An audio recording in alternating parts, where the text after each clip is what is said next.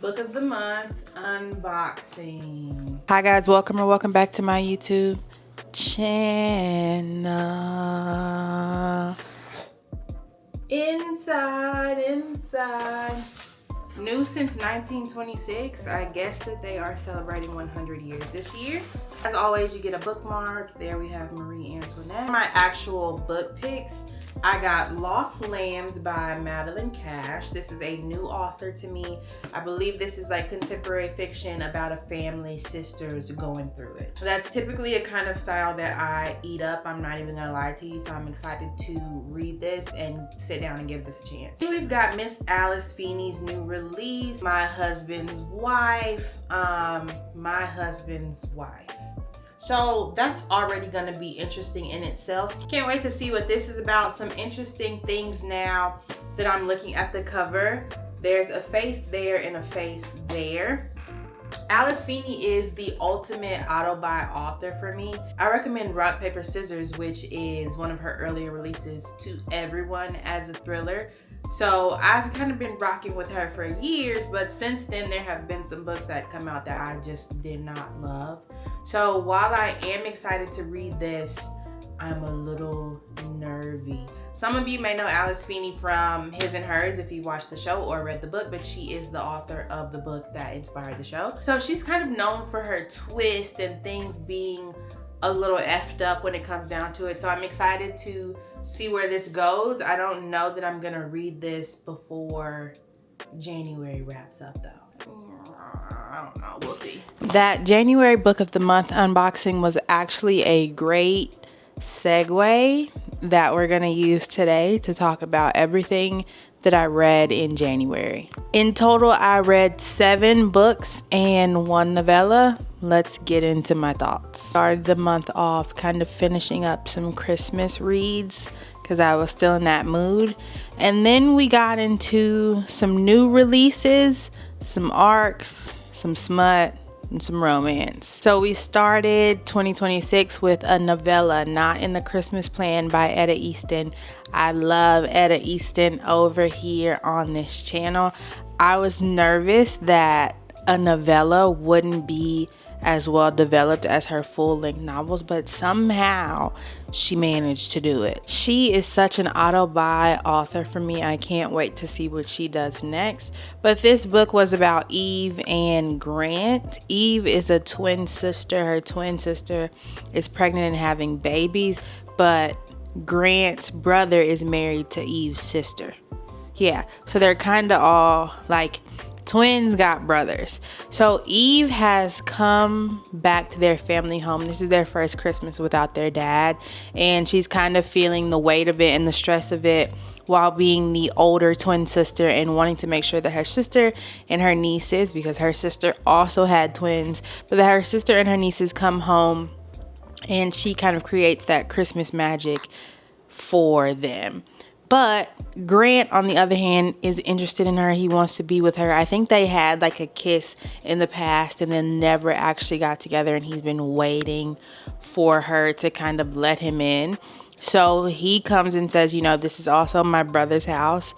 I want to help you. So there's that forced proximity element that Etta honestly does in a different way than I've seen in the other authors. So that's there. The romance is there. The chemistry is there. It was a quick and short read, but again, I was still somehow really immersed in the story. I felt like I knew the characters, and then when we finally got to see them together, it was so rewarding. Then I read The Billionaire Scrooge Next Door by Olivia Hayle. I read The Faking Game by her in December of last year and kind of fell in love with that old Anna Huang type billionaire writing that I love. I think Olivia Hayle only writes billionaire, so she will definitely see me again. So in this story, our main characters, Adam and Holly, knew each other as kids because Adam is Holly's brother's best friend, or was back when they were kids. So again, a trope that we know.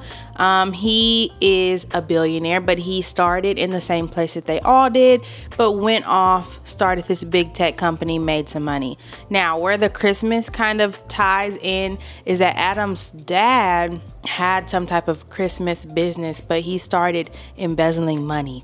So all of the people in the town were upset with Adam, and his dad ended up leaving his mom and him. And so he felt resentment for the town, the home, and the whole entire holiday of Christmas.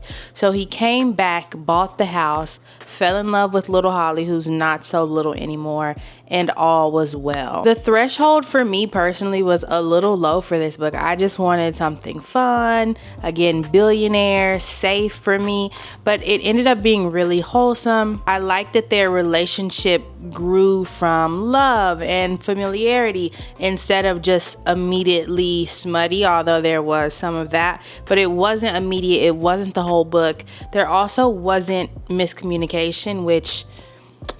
so that was beautiful. Also really appreciate, especially in these brother's best friend or best friend's brother type of tropes, where when you reveal it to that person that is making everything forbidden, they don't get upset. Like, the brother was kind of just like, you know what, you're an adult. If this is who you want to be with, this is who you be with. And honestly, what else can you say? Then moving on to my first physical and reread of the year. This is The Ritual by Chantel Tessier, and I love this book. Dark, new adult college romance. Riot and Blakely are the main characters. They have this underground society at their school where if you are a lord, then you have to vow to the lords. The lords kill people, shoot stuff up. That's what they do, right? Riot initially did not have his eyes on Blakely, and then one of the higher lords told Riot, hey, you need to make Blakely your chosen, and then everything escalates from there. They probably check off every kink, fantasy in some of the craziest yet consensual ways.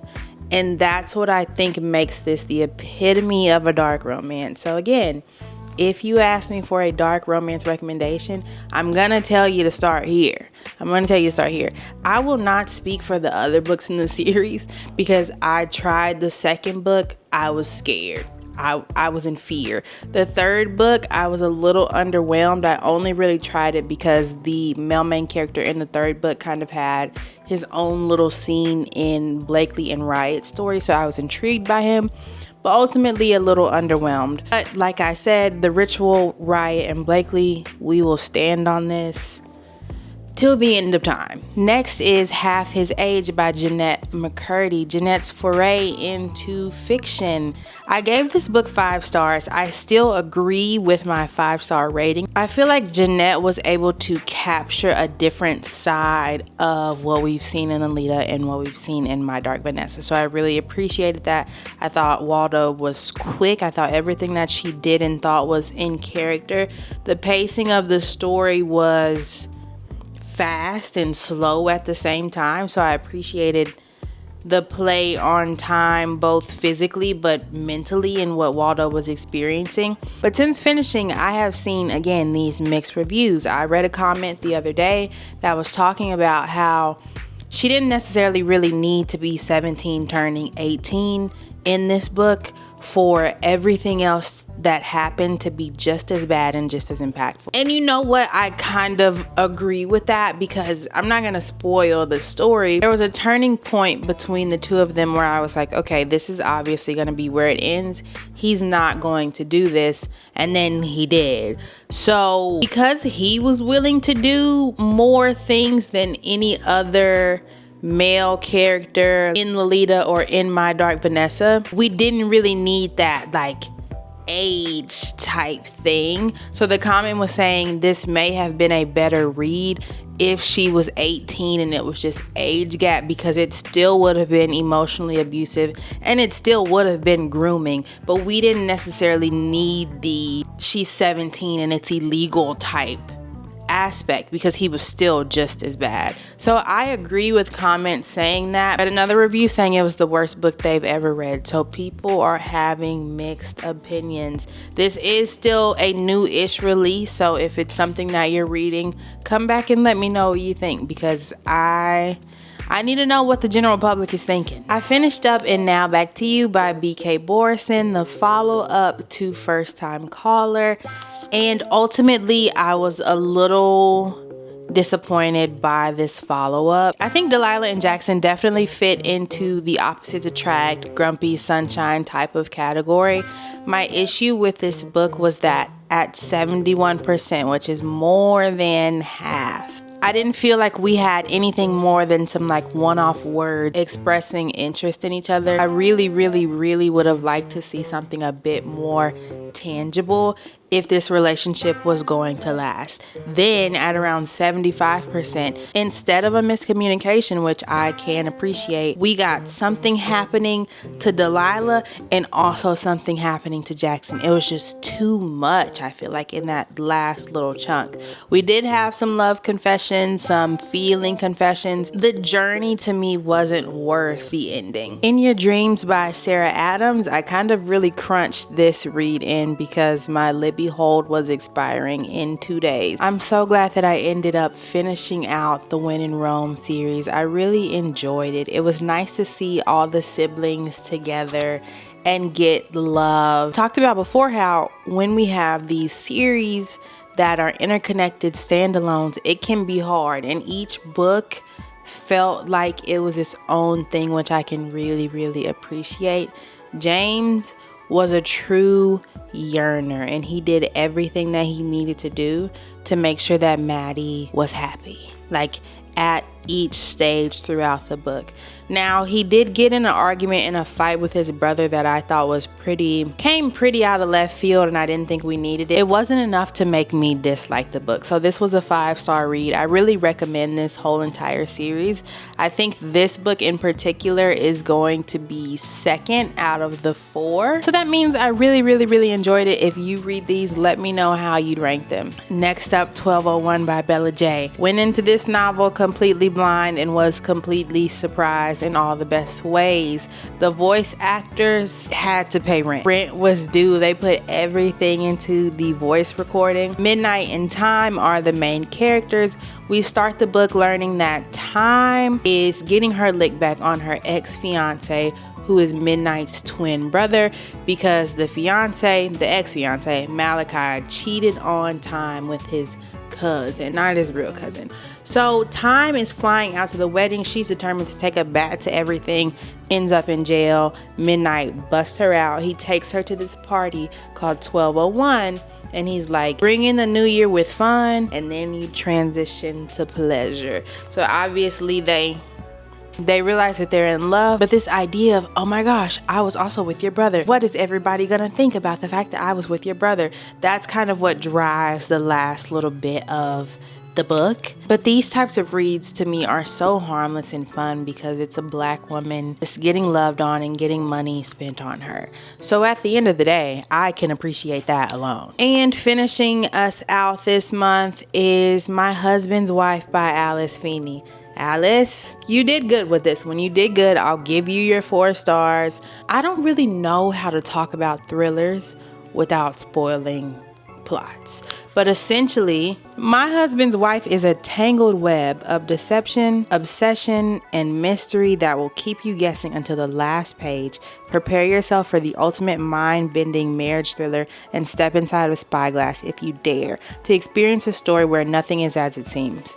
So yeah, again, I can't really say much without spoiling, but I love how the idea of My Husband's Wife came back around, and the whole time I was thinking this wife, this husband, but then I'm like, this husband, this wife. And is the wife bad? Is the wife good? Is the husband bad? Is the husband good? Those are all questions that I was thinking throughout this read. Now, as far as Alice Feeney goes, nothing is still topping this for me, rock, paper, scissors, but this is the best thing that I've read by her since reading Rock, Paper, Scissors, and that says a lot because she's written a lot of books. So I do recommend this one if you're into thrillers. This is some of Feeney's best. All right, you guys, that's a wrap for everything that I read in January. I hope that you enjoyed the video. Like it to let me know that you enjoyed it. Subscribe to the channel. And I'm so excited that February is really soon. Until the next video, start prepping your February TBR because, like I said, it'll be here before we know it. Bye.